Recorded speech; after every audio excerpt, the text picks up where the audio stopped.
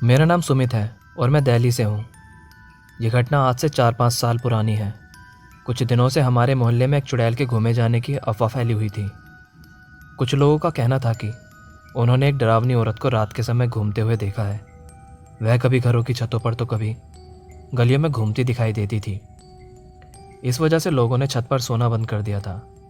अंधेरा होते ही गलियां सुनसान हो जाती थी। एक दिन मोहल्ले के लोगों ने मिलकर रात भर पहरा भी दिया, मगर कोई नहीं आया। मुझे इस बात पर बिल्कुल भी विश्वास नहीं था। जो भी चुड़ैल की बातें करता था, मैं उसका मजाक उड़ाता था। मेरा मानना था कि यह लोगों का वहम है, या तो कोई इंसान जो लोगों को डरा रहा है। एक रात घर की लाइट गई हुई थी। सभी लोग अंदर गर्मी में सोए हुए थे।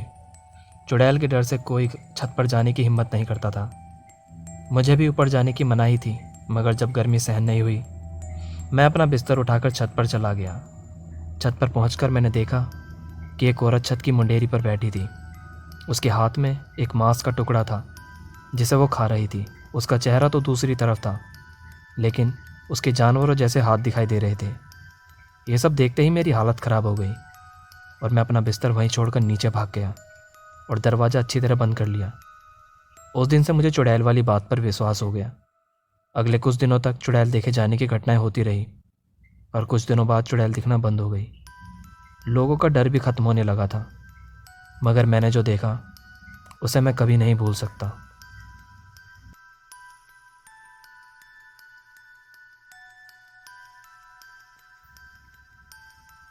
हमारी बिल्डिंग में एक अफवाह थी कि लिफ्ट में एक भूत है।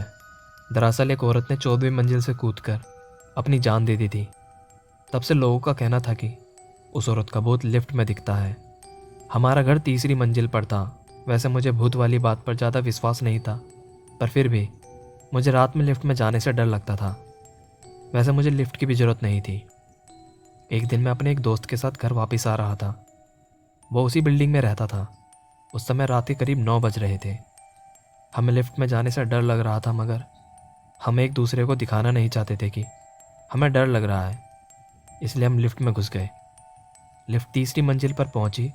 दरवाज़ा आधा खुला और फिर खुद ही बंद हो गया। लिफ्ट ऊपर जाने लगी। हमने लिफ्ट रोकने की कोशिश की, मगर कोई बटन काम नहीं कर रहा था। लिफ्ट सबसे ऊपर वाली मंजिल पर पहुंच गई और फिर सबसे नीचे वाली मंजिल पर आ गई। ऐसा 7-8 बार हुआ और फिर लिफ्ट 14वीं मंजिल पर आकर रुक गई। लिफ्ट का दरवाज़ा अपने आप ही खुल गया। हम बहुत डर गए थे। हम जल्दी से लिफ्ट से बाहर निकल कर नीचे की ओर भागे और अपने अपने घर में घुस गए। घर में सबने पूछा कि मैं हाफ क्यों रहा हूँ, तो मैंने बहाना बना दिया कि राहुल के साथ रेस लगा कर आ रहा हूँ। उस दिन के बाद मैंने कभी दिन में भी लिफ्ट का इस्तेमाल नहीं किया।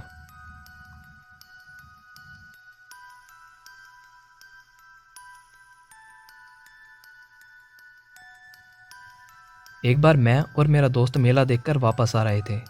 हम दोनों काफ़ी थक चुके थे, इसलिए ज़्यादा बातें नहीं कर रहे थे। अचानक मेरा दोस्त कुछ बड़बड़ाने लगा।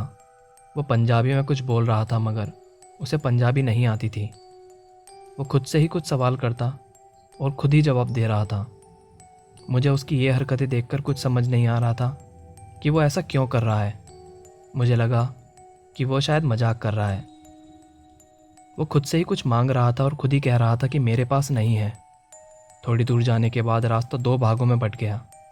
एक रास्ता गांव की तरफ जाता था तो दूसरा जंगल की ओर। वहीं पर मेरे दोस्त ने मेरा नाम पुकारा और वो वहीं पर बेहोश हो गया।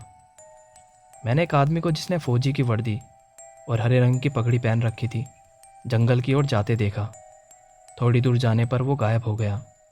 मैं किसी तरह अपने दोस्त को घर तक लाया और सारी बातें उसके घर वालों को बता दी।